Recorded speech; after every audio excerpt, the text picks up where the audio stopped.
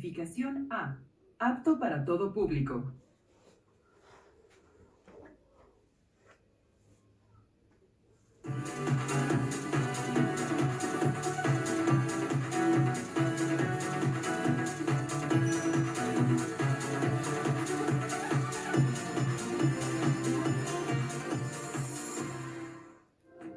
¿Qué tal, alumnas y alumnos de primer grado de secundaria? Sean bienvenidas y bienvenidos a la programación de Aprende en Casa. Una propuesta diferente para que desde su casa ustedes puedan acercarse a los contenidos de las asignaturas y áreas de primer grado. Estos contenidos les serán de mucha ayuda en su crecimiento personal y cuando regresen a la escuela. En esta ocasión les vamos a proponer que revisemos un tema que nos interesa a todos: puntos de vista y posturas. Estamos en una situación que nos obliga a informarnos de manera permanente y muchas veces debemos de tomar decisiones con respecto a la información que tomaremos en cuenta, porque no siempre coincide entre sí a pesar de hablar del mismo tema.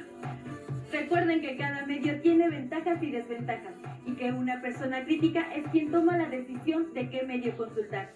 Los invito a ver el video Tipos de fuentes de información noticiosa. Bienvenidos nuevamente a su programa Cocina de Autor. En su sección ¿Qué dijo? Nuestro tema de hoy es tipos de fuentes de información noticiosa.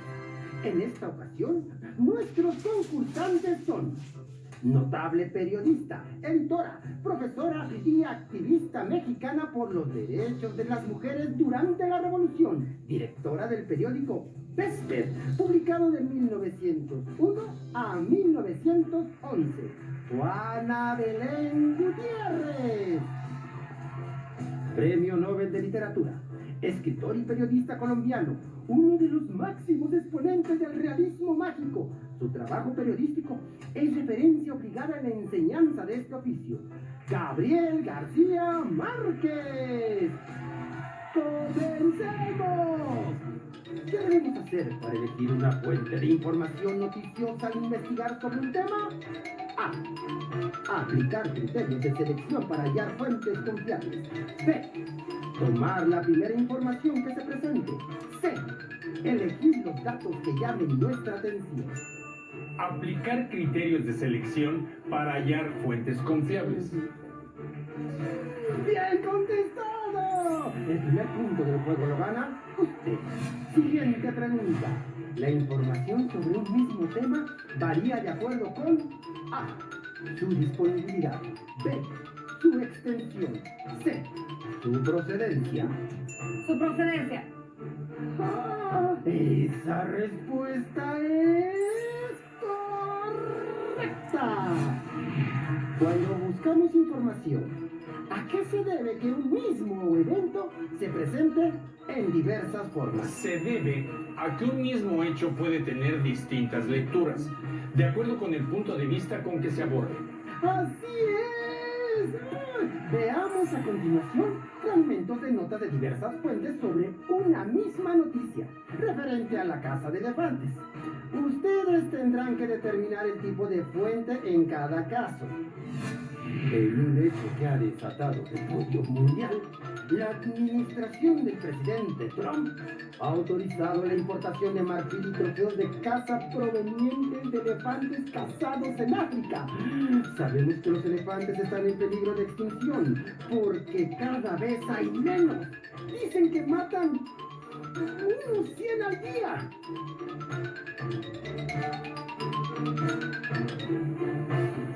Se trata de un noticiero televisivo. Sin lugar a duda, la respuesta es correcta. Fácil. Lo supe porque en ellos, además de informar, se suele persuadir o conmover al espectador.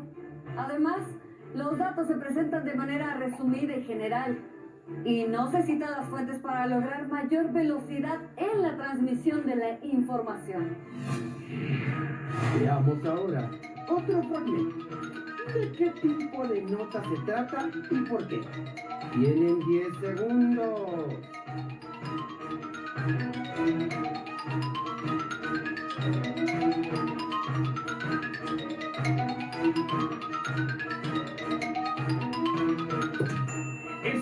nota de un sitio no especializado con información miscelánea.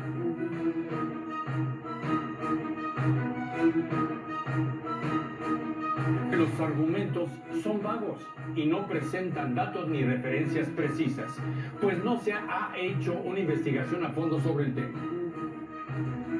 Bien, bien por esa respuesta. Ahora observen detenidamente este texto y díganme qué tipo de nota es y por qué.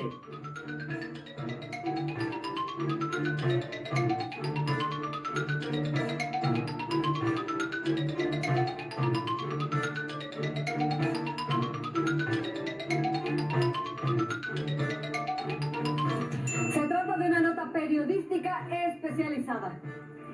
Presenta información precisa sobre el estado actual del tema, la cual está sustentada en el informe de una institución confiable. Bien contestado. Ha sido un empate.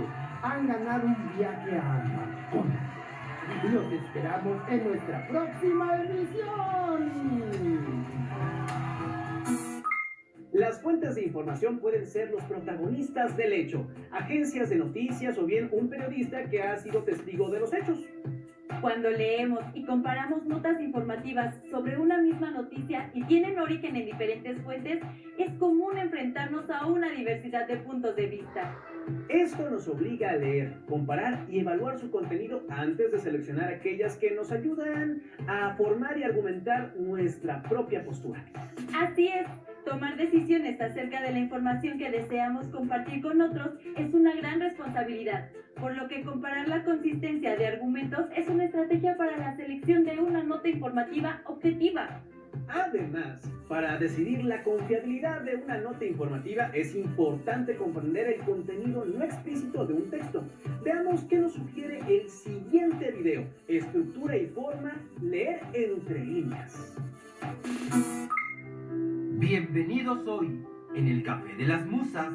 Es un gusto presentarles a nuestros invitados, quienes nos hablarán sobre estructura y forma, leer entre líneas. Demos la bienvenida a la periodista y corresponsal de guerra, Oriana Fallaci, y a uno de los creadores del llamado nuevo periodismo estadounidense, el escritor Tom Wolfe. Gracias por acompañarnos. Para empezar, quiero partir de la siguiente pregunta. ¿Por qué es importante poner en práctica diversas estrategias de lectura? Gracias.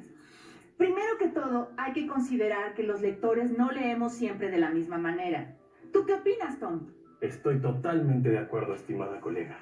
Los lectores nos adaptamos a cada tipo de texto y tenemos distintos objetivos de lectura.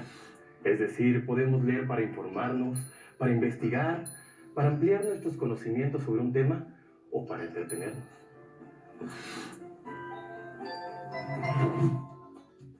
Es importante considerar que al leer podemos poner en práctica los siguientes niveles de lectura. El literal, que es un primer acercamiento al texto y a partir del que extraemos la información presentada, sin agregarle ningún valor interpretativo. El inferencial, que es aquel que nos permite deducir los elementos no explícitos en un texto a partir de nuestras experiencias personales y saberes previos. Y el crítico, en el que hacemos un juicio valorativo del texto empleando nuestro criterio, desde una posición sustentada y documentada. En nuestra profesión, buscamos estrategias para entender lo que el autor quiere decir. Aunque no lo haga explícitamente, tratamos de leer entre líneas. Al leer entre líneas, estamos poniendo en práctica el nivel inferencial. Como lectores, asociamos lo leído con nuestras experiencias y conocimientos previos sobre el tema. Veamos un ejemplo. El agua dulce es un recurso finito, vital y necesario para el desarrollo social y económico del ser humano. 97.5% del total de agua existente en el planeta es salada y solo 2.5% es dulce. Debido a la actividad humana, en los últimos 30 años se ha deteriorado la capacidad de los ecosistemas acuáticos para cumplir con lo del total de agua existente en el planeta es salada y solo 2.5% es dulce.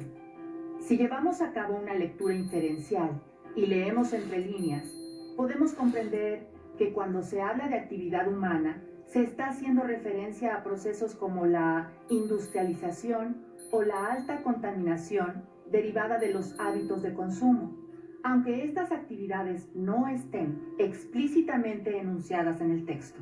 Si hiciéramos una lectura crítica, reflexionaríamos en torno a los beneficios y riesgos de dicha actividad humana y reconoceríamos acciones necesarias para conservar el agua. Al leer entre líneas podremos detectar lo siguiente. El tono y el estilo del texto. El tono puede ser íntimo, serio, irónico, condescendiente. Y el estilo, conciso, sentencioso, sencillo o afectado. Su estructura, es decir, cómo se presenta la información, la relación entre las ideas presentadas en el texto y su jerarquización. Y la intención del escritor, que puede ser convencer, informar, transmitir un placer estético con el lenguaje o inducir una reflexión en el lector. Los artículos de opinión son textos que requieren poner en práctica la lectura entre líneas, para comprender la postura del autor, así como el porqué de sus argumentos. Cuando aprendemos a leer entre líneas, alcanzamos una visión general y coherente del texto. Exacto. Y de esa manera también advertimos sus fines y sus alcances. Gracias a nuestros invitados. Esto ha sido todo por hoy en el Café de las Musas. ¡Hasta la próxima!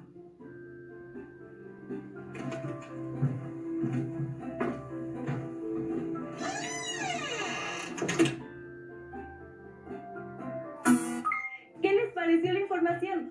Es recomendable leer con atención cada nota seleccionada y subrayar o anotar aquellos datos que se consideren relevantes, ya que es importante recordar que usamos un lenguaje distinto dependiendo de la situación comunicativa en la que nos encontremos. Sí, por ejemplo, recurrimos a un lenguaje formal cuando escribimos una nota informativa. En cambio, cuando estamos en situaciones informales solemos usar otro tipo de lenguaje, más bien informal. Los invito a que veamos el video Lenguaje informal e informal en notas informativas. Sean bienvenidos a su programa Cocina de Autor. Hoy en el Café de las Musas trataremos un tema que sin duda es del interés de todos nosotros. Me refiero al lenguaje formal e informal en notas informativas. Para ello están con nosotros dos grandes personajes, cuyas profesiones tienen que ver con el uso preciso del lenguaje. Uno de ellos es maestra, pedagoga, periodista y conferencista sobre temas educativos, iniciadora del movimiento de educación igualitaria para niños y niñas en Argentina, Juana Paula Manso. Muchísimas gracias. Nuestro segundo invitado es el mejor cronista deportivo de todos los tiempos, una de las voces más recordadas y queridas de México, el conductor y locutor Ángel Fernández. Es un gusto enorme saludar a todos los que quieren y aman el lenguaje tanto formal como informal. Pues los invito a ambos a que nos acompañen al balcón. Usamos el mismo lenguaje para escribir una carta a un amigo que el que empleamos en un texto para la escuela o en una exposición. En realidad empleamos un lenguaje distinto, dependiendo de la situación comunicativa en la que nos encontremos. Yo mismo soy un tremendo ejemplo porque aquí les hablo en forma diferente de cuando estoy en el terreno de juego. Vamos a... ¡Manolete!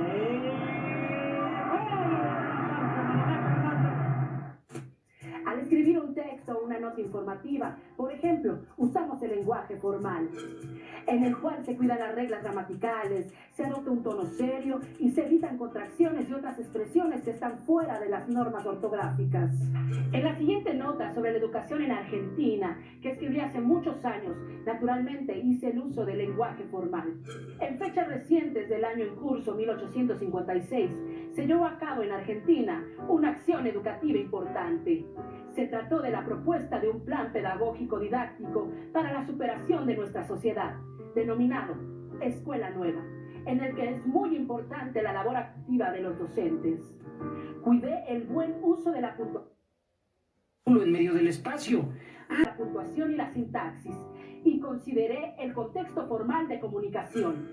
Lo que se excluye en el lenguaje formal se permite en el informal, que es el que usamos en la comunicación cotidiana.